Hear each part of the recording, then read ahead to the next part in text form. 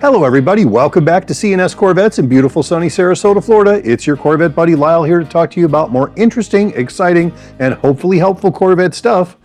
Today we're going to talk about options when it comes to buying a $200,000 C8. We know you can buy the ZR1 and the ZR1X, but you know, they're not the only cars out there that are C8 Corvettes for that money, and there are ones out there that are actually faster.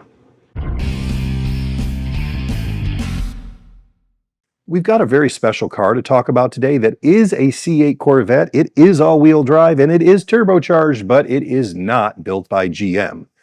But before we get into that, I want to tell you about a little piece of information that I learned today when Tony and I were doing some research about this particular car. Do you guys know what the fastest production car in the quarter mile ever produced in the world is today?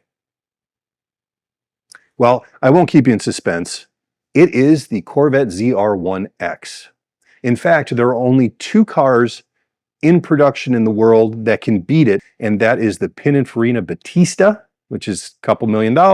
The other one is the Rimac Nevera R, better known as the car that Richard Hammond wrecked doing a hill climb and almost killed himself for about the 9th time. But I don't count those two because those are fully electric vehicles. So, in the world of combustion engines, internal combustion engine equipped cars, the ZR1X, nothing else even comes close at any price. There's nothing else on the planet configured like that can run with it. And I think that's really something that you need to take a second and go, good job, GM. Good job, America. Pretty awesome that we are the kings of the road in that regard. But if you don't want to spend maybe $300,000 or $350,000 for a fully kitted out ZR1X, there are other options. And one of them is made by a famous company called Yenko.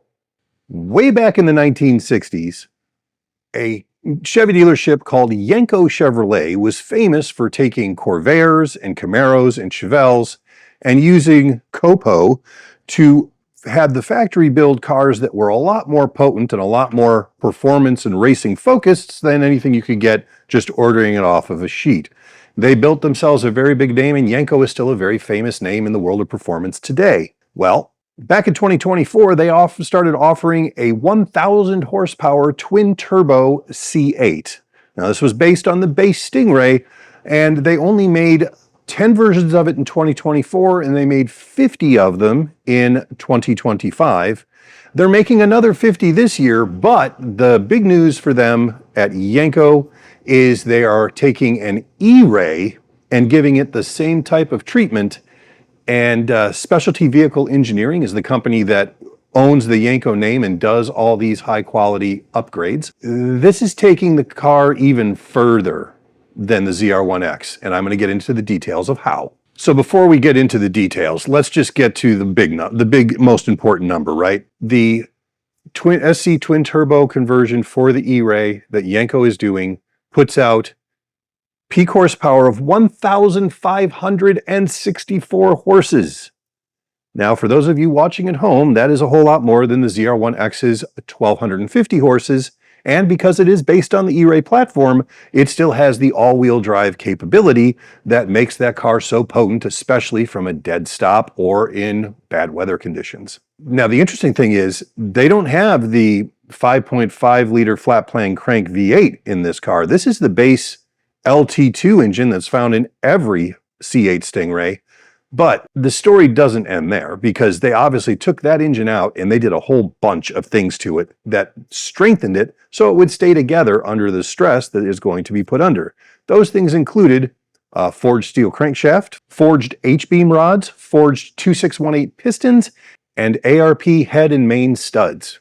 Other things that were added were CNC-ported high-flow cylinder heads and upgraded valve train. The turbochargers were twin Garrett 58mm ceramic ball bearing turbos with water-cooled wastegates. Fuel system was upgraded high and low pressure system for flex fuel because this car makes its best power on E85. Minimum fuel requirement is 91 octane E10, but it really needs E85 to make full power. Some of the other modifications they had to make to create a car that would be able to perform at this level and still remain handleable, manageable, and safe They did a stage 3 8/9 dual clutch transmission, billet internals, and stronger pressure controls for durability. They did lightweight forged wheels, 20-inch in front, 21 in rear, CNC machined. They have Yenko branded big brake calipers to haul this car down from the speeds that it is able to get to. There are also special hood graphics, carbon fiber bits, embroidered headrest, and numbered badges for each of those 50 cars. Now, as we said, this is built on the E-Ray, so that platform with the hybrid system is seamlessly integrated into this new powertrain to actually perform in concert, just like on the ZR1X. The pricing for this car has not been disclosed yet, but expect a very high number. My guess is that that car is going to cost $200,000 to $230,000, but it is one of 50. It's got the Yenko name on it, and it is going to be, you won't go to a car show with it and see another one, right? I mean, we were at Cars and Coffee here in Sarasota just on Saturday, and there were 2 ZR1s at that show alone. So this is extremely rare for collectors and super special people who want something that basically no one else in their area is ever going to have.